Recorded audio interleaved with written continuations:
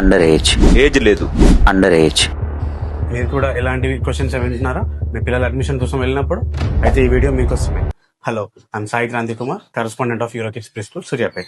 General గా parents అందరికీ ఉండే కామన్ క్వశ్చన్ ఏంటంటే, అసలు మా బాబు ఈ ఏజ్ లో ఏ క్లాస్ లో ఉండాలి? లెట్స్ సే 3 years ఉన్నాయి, ఎల్కేజీకి ఎలిజిబులా, 4 years ఉన్నాయి, యూకేజీకి ఎలిజిబులా అని కామన్ గా అడుగుతూ ఉంటారు నన్ను అందరు.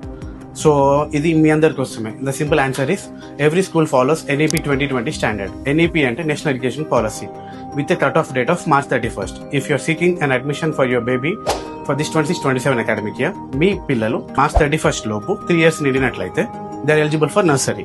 Similarly, 4 years అయి ఉంటే they are eligible for LKG and 5 years అయితే they are eligible for UKG.